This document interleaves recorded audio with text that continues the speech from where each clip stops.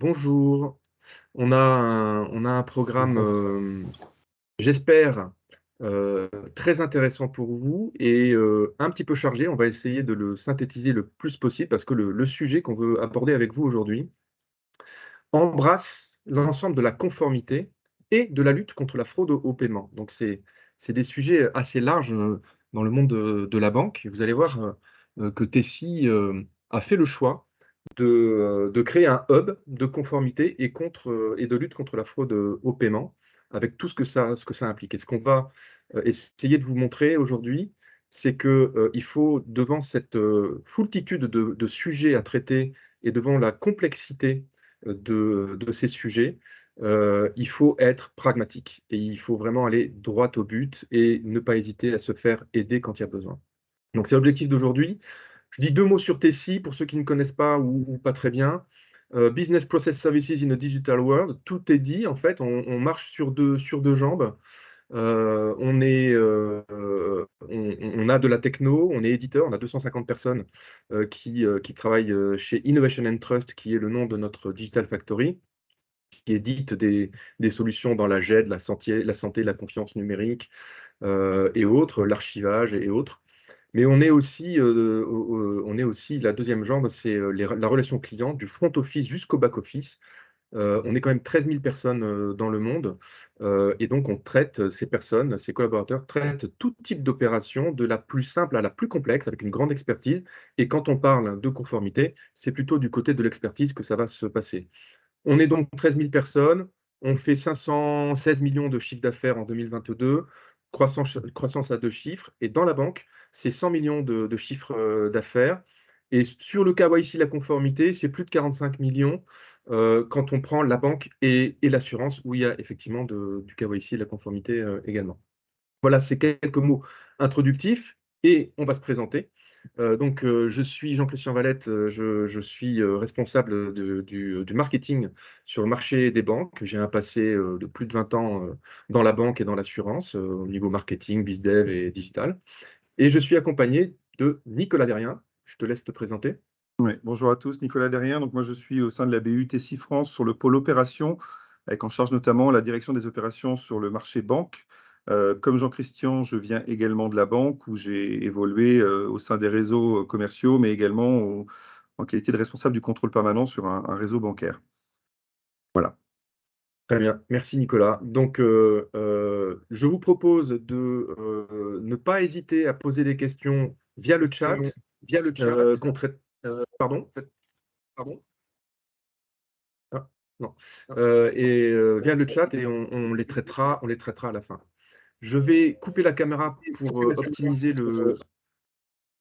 le flux. Alors, s'il vous plaît, oui, si vous pouvez penser à couper vos micros pour éviter tout désagrément. Merci beaucoup. Alors, je coupe la caméra pour optimiser le flux et j'embraye. Vous voyez, une présentation en 4 temps. On va commencer évidemment par une introduction et un rappel des enjeux et des prérequis. Ensuite, on verra comment diagnostiquer l'existant, qui est une brique, une étape incontournable et qu'on recommande très fortement, quand il s'agit de se poser des questions sur votre dispositif de conformité, de lutte contre la fraude au paiement.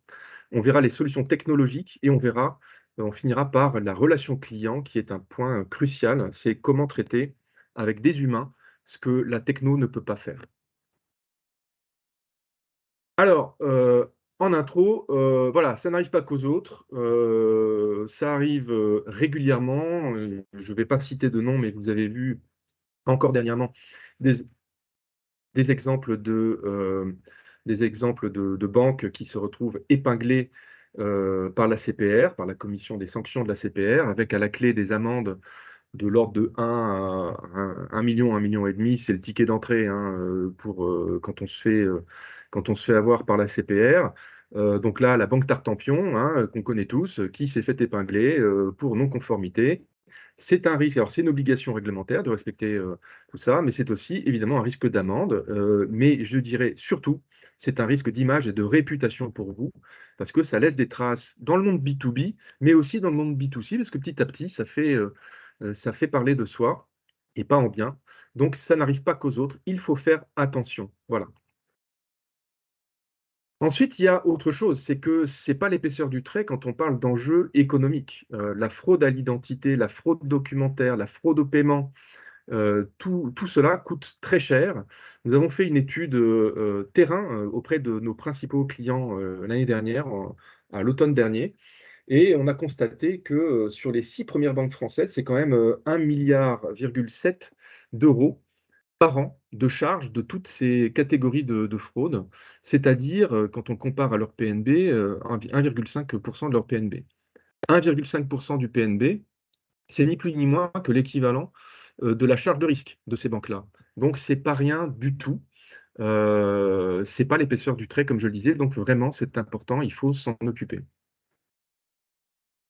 On avance un petit peu plus et on va regarder plus précisément quels sont vos besoins? Quels sont les besoins des banques et des établissements financiers quand on parle de conformité et de lutte contre la fraude au paiement? Alors, j'ai décomposé ici le KYC, le KYB, donc pour business, c'est-à-dire les personnes morales, la LCBFT, donc la lutte contre le blanchiment et le financement du terrorisme. Tout ça, c'est la grande famille de la conformité. Et puis, une famille à part, qui est la lutte contre la fraude au paiement. Et comme je vous le disais, Tessie, c'est organisé sous forme de hub pour traiter l'ensemble de ces sujets de façon optimale. Alors, qu'est-ce qu'il faut faire? De quoi vous avez besoin en KYC? Il faut collecter les informations, contrôler l'identité, contrôler les documents justificatifs de domicile, bulletin de salaire, etc. Analyser la cohérence de l'ensemble avec les règles métiers et chaque banque avec qui nous traitons, à chaque fois, on a des demandes de vérification différentes d'une banque à une autre, selon si il y a un co-titulaire, il n'y a pas de co-titulaire, etc. Il faut traiter ça en onboarding et en remédiation, évidemment, mais aussi en ongoing. C'est-à-dire que dès qu'il y a un changement, vous êtes obligé de mettre à jour votre base de connaissances de vos clients. Ça, c'est valable aussi pour les personnes morales, donc le KYB. Collecter les informations, contrôler l'identité de la société, mais aussi contrôler l'identité des représentants légaux, contrôler tous les justificatifs, statuts, cabis et autres de la même manière que pour une personne physique, mais là, donc les documents spécifiques à une personne morale, analyser la cohérence de l'ensemble de la même manière, et pareil, tout ça en onboarding, en remédiation quand il y a besoin, et en ongoing. On fait beaucoup d'opérations de remédiation, qui sont des opérations complexes, à forte valeur ajoutée pour la banque, où on met en œuvre vraiment l'ensemble de nos savoir-faire technologiques et humains pour vous aider à traiter des milliers, des dizaines de milliers de stocks de clients à remédier. La LCBFT, alors ça, c'est donc une réglementation spécifique en tant que telle. Hop, ça ne marche pas. Si, voilà.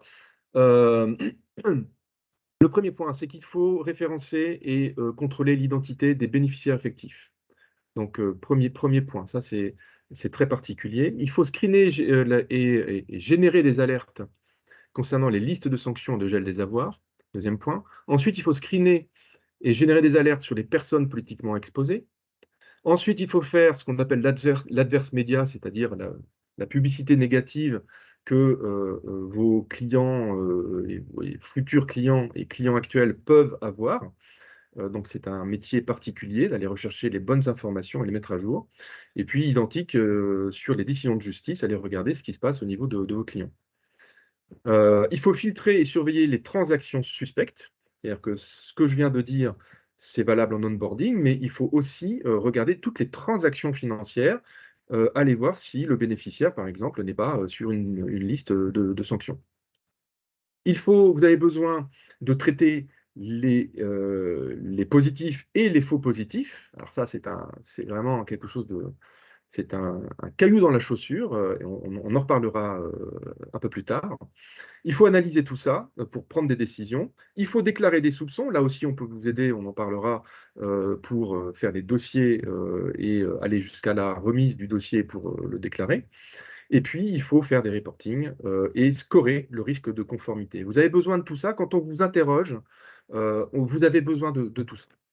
Ensuite, le métier spécifique de la lutte contre la fraude au paiement. Donc là, c'est quoi, hein? C'est typiquement la carte bancaire, vérifier qu'une transaction carte bancaire est bien justifiée, qu'elle n'est pas frauduleuse. Donc vous avez besoin de gérer les paramètres de génération des alertes. Ça peut être sur du comportemental, ça peut aller jusqu'à vérifier la rapidité avec laquelle la personne qui a initié ce paiement a tapé son code sur son appli bancaire.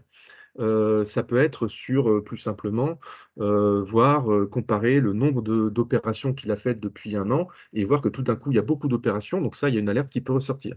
Donc ça, tous ces paramètres sont ajustables, en fonction de vos besoins.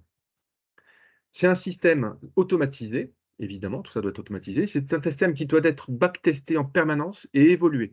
C'est pas quelque chose de figé dans le marbre. Vous avez besoin de retours sur expérience et de faire évoluer vos règles d'alerte.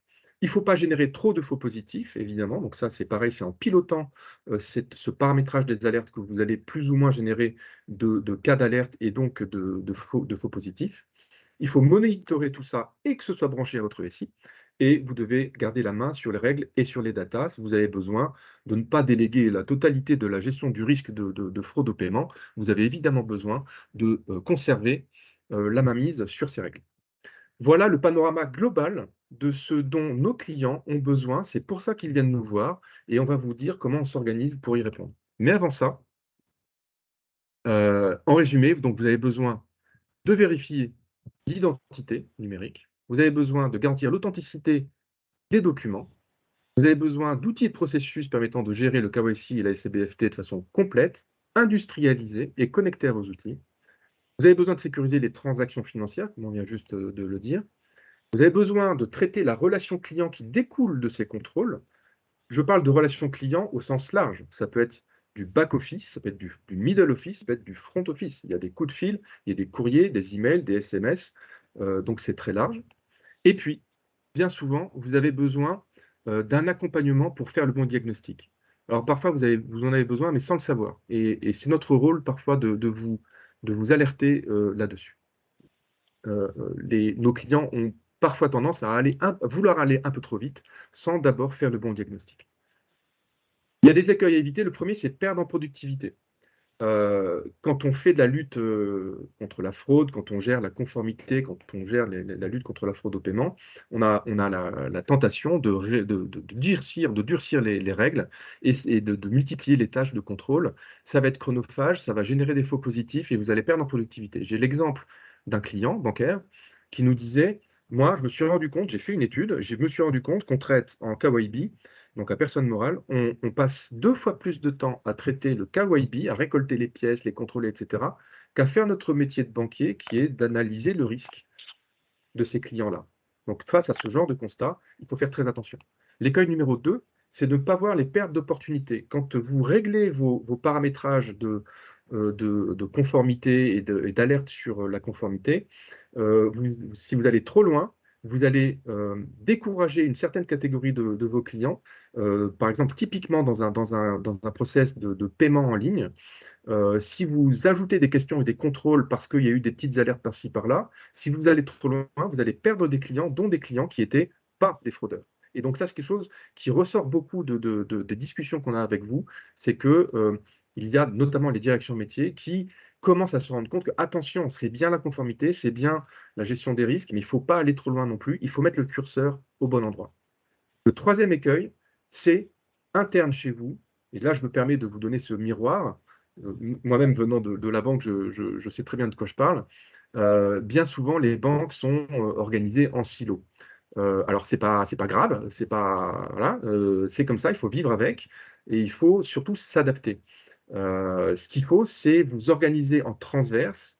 Il faut viser des procédures transverses, viser des outils et des gouvernances pour que les directions métiers, les directions régaliennes, la conformité, la sécurité financière, le risque, les opérations se parlent, se rassemblent, déterminent des politiques cohérentes à l'ensemble de l'entreprise. Sans ça, vous allez perdre une énergie phénoménale dans votre politique de conformité. Parce que vous avez la direction métier du crédit auto qui va vouloir autre chose que le crédit en direct sur Internet et il va y avoir des incohérences et vous allez perdre de l'argent et du temps. Et le dernier écueil qu'on peut lister et qu'on voit, c'est de ne pas s'équiper des technologies nécessaires ou pire, d'utiliser des technos inadaptés ou obsolètes. On a fait une étude l'année dernière avec Marques qui montre que un des principaux freins à la digitalisation des process, c'est l'obsolescence des systèmes, la dette technique de vos systèmes et la lourdeur pour les faire évoluer. Vous ne pouvez pas tout faire tout seul. je sais que les banques, c'est un tropisme bancaire, surtout en France, de vouloir beaucoup développer en interne. C'est bien, il y a des avantages, vous maîtrisez les choses, etc. Il y a aussi des inconvénients, et il faut savoir externaliser quand il y a besoin pour aller plus vite et pour bénéficier des dernières technologies récentes sur le marché et up-to-date. Pour terminer cette introduction, on s'axe donc sur 3 piliers pour avoir une approche globale, holistique de la conformité et de la fraude au paiement. Ces 3 piliers, c'est d'abord un diagnostic et un conseil, des technologies et une expertise humaine. Je vous disais qu'on a 1600, vous l'avez peut-être oublié de le dire, sur les 13 000 personnes qui travaillent chez Tessie, il y en a 1600 qui sont dédiées à la banque. Voilà. Les technologies, on va le voir, et le diagnostic et le conseil, on commence par ça. Diagnostiquer l'existant. Alors, euh, ce qui différencie Tessie de tous les cabinets de conseil que vous pouvez connaître, c'est que justement, nous, notre métier historique depuis 1971, c'est à la base, c'est vraiment le back-office. On a évolué vers du middle, du front, et on a évolué vers la techno. Mais on a rajouté une couche de conseil, parce que faisant tout ce métier, je vais dire très opérationnel, ces nombreuses prestations dans le monde bancaire notamment, on a beaucoup appris, on maîtrise les processus bancaires, on a un benchmark en permanence de ce qui se passe chez nos clients, des prestations que évidemment on réalise pour eux, mais qu'on voit aussi chez nos clients, et on a des outils et un écosystème de partenaires technologiques. On a toute cette richesse qui fait qu'on n'est pas une boîte de conseil comme les autres. On a une filiale qui fait du conseil, mais on n'est pas une boîte de conseil comme les autres. Et donc, on fait de l'audit et du conseil, donc comprendre l'existant, cartographier, benchmarker, co-créer les processus, proposer les outils et moyens à l'état de l'art, dossier de décision, etc. Je veux dire, c'est du classique. Mais ce qui nous différencie, c'est que tout ça, c'est fait à la lumière de l'expérience terrain et opérationnelle qu'on développe depuis 50 ans.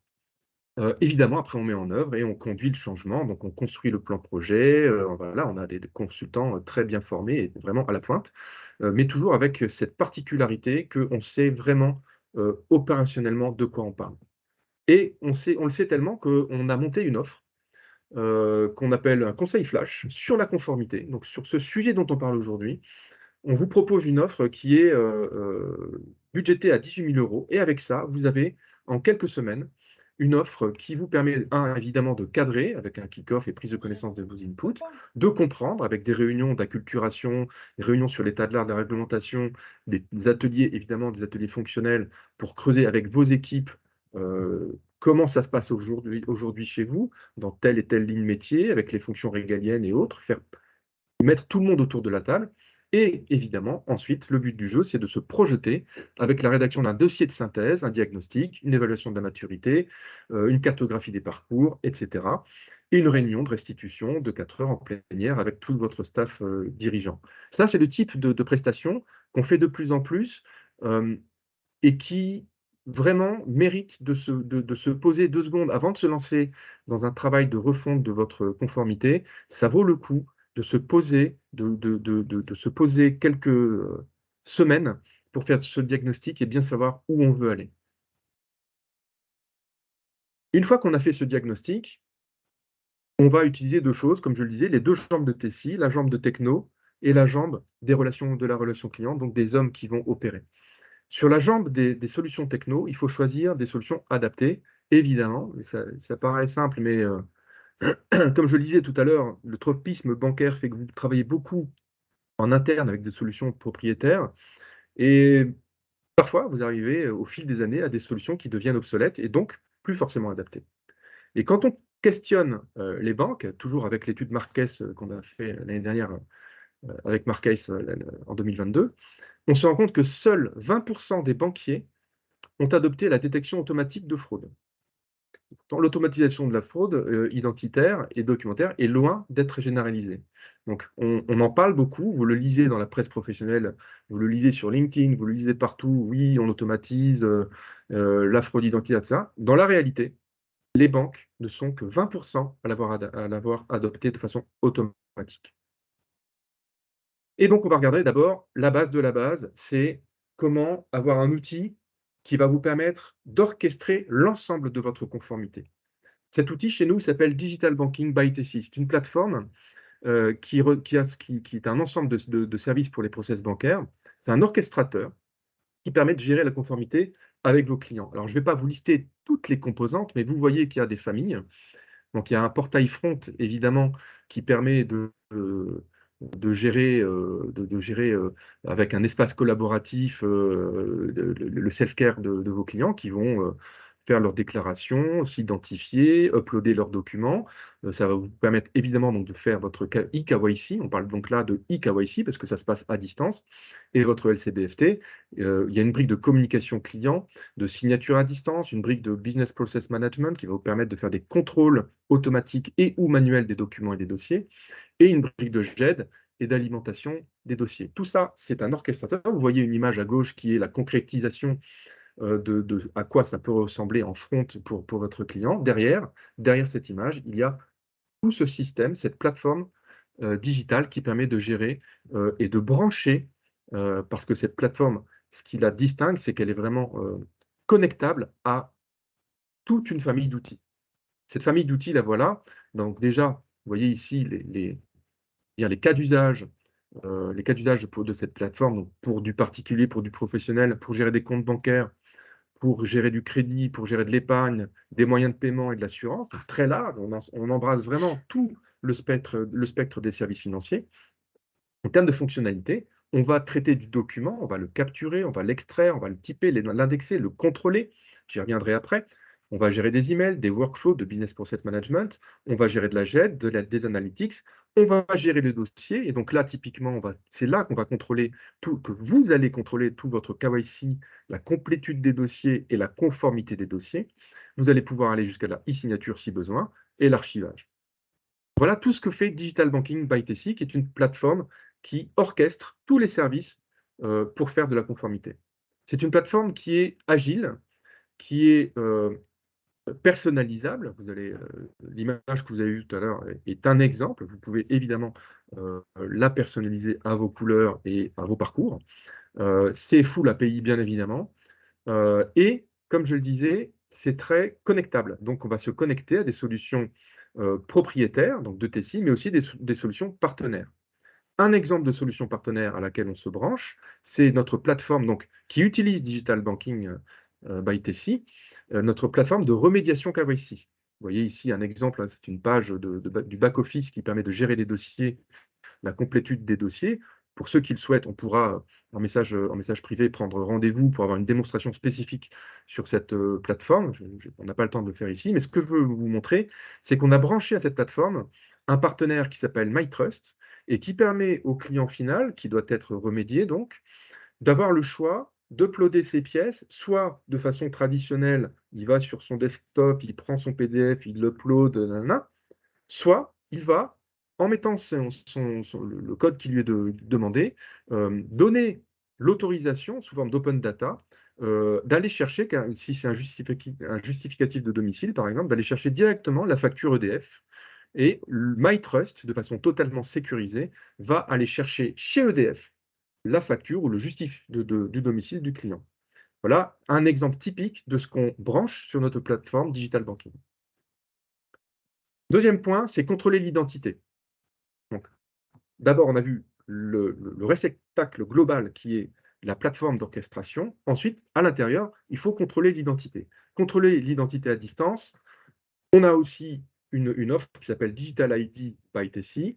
Vous voyez en haut à droite, là, il y a une petite démo qui passe hein, sur voilà, comment on va onboarder les clients qui vont scanner leurs pièces d'identité et pouvoir être contrôlés. Donc, entrer en relation à distance, préalable à une signature électronique avancée et qualifiée. Digital ID by Tessie, c'est une plateforme là aussi. Donc, on a Digital Banking, à l'intérieur de laquelle il y a une plateforme de vérification d'identité qui peut déboucher ou pas, selon votre besoin, sur une signature électronique qui s'appelle Tessie Sign. C'est un véritable hub donc d'identification qui va permettre de faire des contrôles automatisés de la pièce d'identité, de faire la capture vidéo. Vous voyez en haut à droite là défiler l'image. On va capturer la vidéo, vérification de la preuve de vie de la personne, et il y a un humain qui va faire ce qu'on appelle donc là le back-office, qui va vérifier. Il y a toujours une vérification humaine pour vérifier, pour valider que c'est la bonne personne. C'est une solution qui est en cours de certification PVID. Et on peut noter que c'est une solution qui a quand même fait fait ses preuves, puisqu'elle a été choisie par Sésame Vital pour faire l'onboarding de la numérisation de la carte vitale. Je passe maintenant au contrôle documentaire. Là, c'est un point crucial. J'ai envie de dire, le point qu'on vient de voir sur le contrôle d'identité à distance, Tessie en a un, il est très bon, et je vous l'ai dit, il est best in class, mais très honnêtement, il y en a d'autres. Un contrôle documentaire à la pointe, là, c'est très piégeux, parce que c'est très, très pointu. D'un outil à un autre, vous allez avoir de grandes différences d'un prestataire à un autre. Notre outil s'appelle Tessie Smart Control, et qui fonctionne de la façon suivante. Branchez évidemment à vos systèmes, donc sous forme d'API, on va soumettre le document au moteur de contrôle qui va commencer par contrôler la qualité de l'image, sa résolution, est-ce qu'il y a des reflets, l'exposition, le flou, etc. On va valider. Si ce n'est pas validé, on ne va pas aller plus loin. On ne va pas vous faire payer entre guillemets un jeton pour aller plus loin. Si ça, c'est pas bon, on va rejeter la pièce. Ensuite, on va aller au typage, catégoriser le document. Donc, automatiquement, par intelligence artificielle, on est capable d'aller reconnaître que ça, c'est une facture, ça, c'est une pièce d'identité, ça, c'est tel autre document. Et on va catégoriser, et aussi en utilisant la sémantique et le machine learning. On va ensuite extraire les données. On va les lire, on va les extraire. Tout ça aussi, on est capable, par machine learning, d'apprendre à nos machines à aller lire les polices de caractère, reconnaître ce qui est écrit. On va ensuite, et là on arrive au cœur de la valeur ajoutée de cet outil Tessie Smart Control, c'est le contrôle de la validité et les contrôles antifraude. Donc on va évidemment contrôler la validité des périodes de référence, les dates, est-ce que c'est bon, mais on va aussi et surtout contrôler la logique qu'il y a à l'intérieur des données. On va contrôler ça intra-document, dans le document. Par exemple, on va sur le justificatif de domicile, on va aller vérifier. Il y a des petites choses qu'on est les seuls à connaître sur une facture EDF, par exemple. Il y a des choses qu'on est les seuls à connaître que normalement les clients ne savent pas, qui nous permettent d'aller vérifier que le document est un vrai. On va aussi le faire en interdocument. On va aller croiser donc une donnée qui était dans le justif de domicile par rapport à le bulletin de salaire. On va croiser des données et vérifier que tout ça est cohérent. On va se connecter à des bases externes et évidemment à votre système d'information pour aller vérifier que c'est bien la même personne, elle habite bien au même endroit, etc., que ce qu'il y a dans le document. Et fournir un résultat de façon synchrone. Alors, la grande valeur ajoutée, je vous le disais, hein, se situe ici, au cœur ici. C'est là que nos experts travaillent en permanence pour faire évoluer les moteurs qui font tourner ces contrôles pour être up-to-date et avoir toujours je dirais pas un coup d'avance parce que ce serait prétentieux, mais en tout cas être le plus près possible des dernières techniques de fraude. Voilà. Et puis, on se distingue par la deuxième jambe dont je parlais en introduction, qui est la jambe des humains, qui vont, quand l'intelligence artificielle ne pourra pas contrôler, eh bien, qui vont faire des contrôles, qui vont faire du vidéocodage, qui vont saisir en complément de ce que la machine fait. Un exemple, l'exemple de l'avis d'imposition. Voilà, donc l'avis de déposition, on va contrôler, on va extraire la présence des informations du document, le lieu titulaire, l'adresse postale, etc.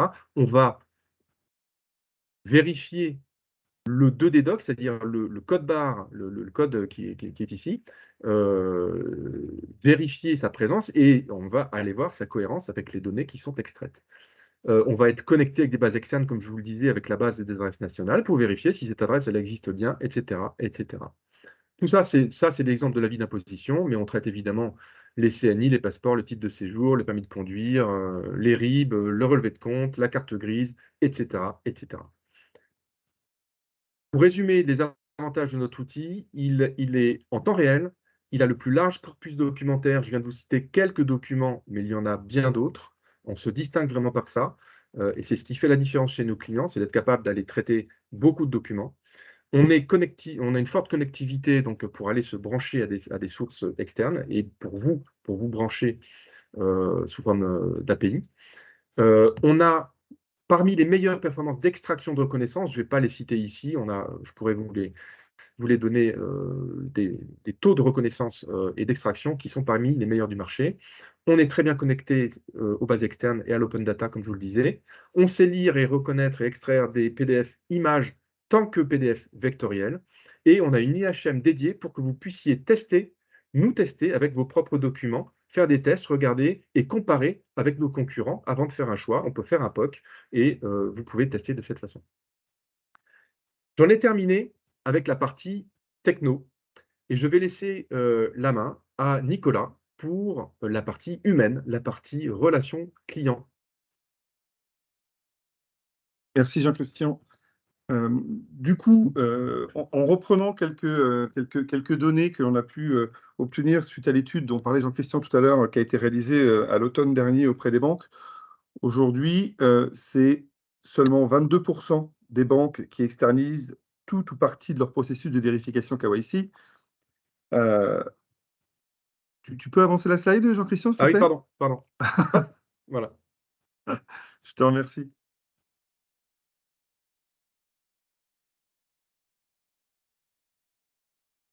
On t'entend plus, Nicolas. Ben, moi, je n'ai toujours pas la slide, Jean-Christian. Ah, tu n'as pas la slide. Non. Alors, soit je suis le seul. Pourtant, attends, j'ai fait un retour arrière. Là, tu vois quoi? Digital ID by Jessie. Ah bon? Eh oui. D'accord. On est resté sur Digital ID by Tessie? Cyril, tu peux confirmer? On est au slide 31. 31, c'est Ah ça. oui, donc Panorama de nos prestations. ouais, tout à fait, merci. Donc c'est sur ton poste visiblement qu'il y a Nicolas qui a un problème. Eh ben, écoute, je vais le faire sans le support. Et voilà, Ouais. donc moi j'étais à la slide 30 pour le coup sur les gains de productivité et la rationalisation des ressources qui sont des enjeux croissants pour vous, bien évidemment. Comme l'a rappelé très rapidement tout à l'heure Jean-Christian, il y a énormément de temps passé aujourd'hui en production sur des sujets de conformité et de réglementation, et finalement un temps un petit peu moins important sur votre cœur de métier. C'est aussi pour ça qu'on parle avec vous aujourd'hui d'externalisation et le différent panorama des prestations de back, middle et front que l'on peut réaliser pour les banques sur 4 items principaux: le support aux produits financiers, la gestion des comptes clients, finance et compta, et la partie conformité et fraude, où on va retrouver toute cette partie de connaissances KYC et de dossiers clients, la LCBFT et la lutte contre la fraude au paiement. Je passe à la Ouais. slide 32. Oui, s'il te plaît. OK. Qui est bien choisir un prestataire. Non, Oui. non, c'est ah oui, parce que c'est c'est l'exemple de prestation de matching des personnes politiquement exposées. Voilà, merci. OK, donc c'est du live. Donc ici, par exemple, voilà, c'est l'exemple d'une prestation de matching de PPE qu'on a pu réaliser, liste de sanctions. Aujourd'hui, pour la grande majorité de nos clients, on réalise soit dans nos sites de production Tessie ou en assistance technique, c'est-à-dire dans les locaux de nos clients, bon nombre de ces prestations. Et donc, on est connecté directement au SI de nos clients. Et donc, de par la base client de la banque, nos collaborateurs, dans cet exemple précis, ont accès à la base externe de PPE et de l'ES avec l'outil WorldCheck. Et donc, s'il y a match, vont aller sur le logiciel de la banque, vérifier et pouvoir mener l'analyse du match. Une analyse qui est alors processée, bien évidemment, mais le but de cette externalisation, c'est d'aller justement apporter une analyse humaine pour faire une différence entre la subjectivité et les différents éléments que l'on peut avoir et que l'on constate sur le compte du client, pour nous positionner sur est-ce que je suis sur un match positif, est-ce que je suis sur un PPE ou une liste de sanctions, et ensuite d'aller pouvoir monter ce dossier, constituer ce dossier et le pousser au service de la sécurité financière de la banque. On utilise bon nombre d'outils pour mener la recherche de cohérence. Donc là, on a listé Google, Facebook, mais on va aller sur YouTube, on va aller regarder s'il n'y a pas des interviews de telle ou telle personne pour pouvoir s'assurer qu'on est bien sur un bon match. Et donc, on va ensuite saisir l'ensemble de ces éléments et des actions que l'on a pu mener dans le logiciel du service client de la banque. Là, on est sur un exemple avec Intercom, où on va aller pousser notre analyse et pousser les interrogations auprès de nos clients via un questionnaire défini avec le client. Donc, certains ont plus de questions que d'autres. Voilà, et en fonction de la qualité de la réponse que l'on peut aller avoir de la part du client, donc on est vraiment sur une interaction complète avec le client final, votre client, pour pouvoir savoir comment on va agir ou réagir en fonction du retour que l'on peut avoir. OK, Dans je le passe à slide la du 33. suivant, oui, voilà, dans le slide du suivant, donc là, on est sur l'exemple d'une prestation de screening de virements entrants et sortants versus la liste de sanctions. Là aussi, toujours sur un écran connecté avec un autre outil qui est Comply Advantage pour un de nos clients, où on a une génération de hits sur des transactions, on mène une analyse. Est-ce qu'on est sur du faux positif et après traitement, est-ce qu'on valide ou pas le virement? Si on n'a pas de retour, il y a tout un système de relance et passé un certain délai, on va rejeter ce virement-là. Si ce n'est pas un faux positif et que suite aux différentes actions qu'on a pu mener auprès du client, on a des informations, on a des éléments qui constituent des justificatifs qui nous confirment que l'on peut aller plus loin, on utilise toujours le logiciel de la relation clientèle de la banque pour étayer notre argumentaire et valider le pourquoi est-ce qu'on lève ou on maintient. Et s'il y a toujours un doute qui persiste, hein, ou une homonymie, comme on le met dans le slide, on alerte toujours le service sécurité financière de la banque, là aussi. Donc ça, on a aujourd'hui un bon nombre de collaborateurs qui opèrent sur des items divers et variés, mais qui sont aujourd'hui en capacité de pouvoir prendre une décision, motiver la décision, l'argumenter et la pousser dans vos services pour pouvoir acter de manière définitive la position. OK, je passe à la slide, sur Oui, la fraude au paiement. l'exemple de traitement des alertes fraude au paiement, donc là, on est sur une intervention humaine qui reste vraiment nécessaire. Il faut toujours faire avoir une grande importance sur la subjectivité que l'on peut avoir sur un dossier. On peut avoir toutes les procédures que l'on veut, tous les books, tous les modes opératoires. À un moment, l'humain, chaque dossier est différent et donc l'humain a toute son importance sur l'analyse qu'il va mener et l'intervention qu'il va avoir en effectuant des vérifications manuelles pour éviter des erreurs et traiter surtout des faux positifs. Donc, on intervient sur pas mal de sujets là aussi. Les transactions signalées comme suspectes par le système, on peut avoir un système qui va nous générer énormément d'alertes en identifiant comme suspectes. Et puis, post-traitement, on se rend compte que finalement, on a un bon nombre d'opérations qui sont facilement clôturables, puisqu'il n'y a pas de sujet. La communication avec les clients pour vérifier l'authenticité de certaines transactions suspectes, ça se, ça se matche un petit peu avec la surveillance des collections en ubiquité. On a eu, pour un client tout récemment, beaucoup, par exemple, de modifications de RIB, doublées de virements avec des montants très importants dans les 3-4 minutes. Voilà, tout ça, c'est une plateforme qui existe aujourd'hui dans un des sites Tessie, où on a des collaborateurs qui sont en vigilance sur du 6h, 6h, 20h, pour pouvoir opérer les vérifications et s'assurer qu'il n'y a pas une connexion en ubiquité. C'est le contrôle des adresses IP suspectes et des informations de géolocalisation que l'on peut avoir. Les alertes sur les limites de dépenses, les surveillances des RIB, je vous l'ai dit, voilà. Et bon nombre d'opérations sur des dépôts d'espèces, retraits incohérents, récurrents, voilà. Toutes ces opérations-là, elles sont menées aujourd'hui par des équipes sur site Tessie. Ce qu'on peut dire, Nicolas, aussi, hein, il me semble, Oui, c'est que, on voit évoluer depuis, assez récemment d'ailleurs, je dirais depuis 1 an et demi oui, maximum. On voit la demande de nos clients, banques et établissements financiers évoluer. C'est-à-dire qu'ils sont partis, les tâches que tu viens de lister sont des tâches qui étaient faites, essentiellement en interne, c'est ça. dans les banques et de plus en plus, elles nous sollicitent justement, pour faire ce que tu viens de lister, hein, Mm, et elles ouvrent un peu leur chakra, j'ai envie de dire, parce que ce sont des opérations qui sont jugées quand même, et c'est à juste titre, hein, qui sont des opérations très sensibles, mais ayant confiance dans nos services, elles ouvrent leur chakra et sont capables maintenant, face au flux et au nombre croissant de tentatives de fraude, d'externaliser tout ou partie de ces opérations. exactement. Merci pour le complément, Jean-Christian. Je t'en prie, et je te passe la slide, les avantages de l'externalisation pour terminer. Alors, tac.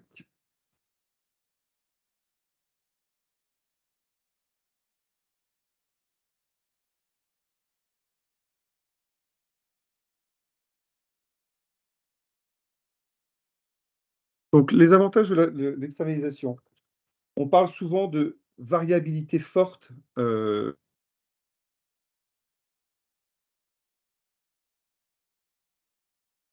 On t'entend plus, Nicolas. On t'entend plus. Bon, visiblement, il y a un problème de connexion pour Nicolas. Je vais prendre la main pour terminer sur cette partie externalisation des opérations de front, de middle et de back office, donc de relations clients. C'est évidemment, comme on vient de le dire, c'est un complément indispensable des outils technologiques parce que il faut bien traiter les alertes. Sur la partie contrôle documentaire, il faut bien traiter ce que l'IA ne sait pas faire, etc. C'est aussi un moyen pour vous de gérer une flexibilité de la ressource en fonction des saisonnalités et des périodes de pic. C'est souvent la raison première, hein, historiquement, de l'externalisation. Permet de concentrer sur les tâches à plus forte valeur ajoutée. Quand vous ne faites pas ça, vous allez plutôt gérer l'analyse de risque. Quand je prenais l'exemple tout à l'heure de ce client qui nous disait qu'il passait 2 fois plus de temps à faire les tâches de KYC qu'à faire l'analyse de risque. Profiter d'expertise des équipes rodées à ce type de mission. On a quand même maintenant un certain historique et une certaine expertise avec des équipes dédiées sur la banque. Et évidemment, de variabiliser vos coûts. Voilà pour résumer.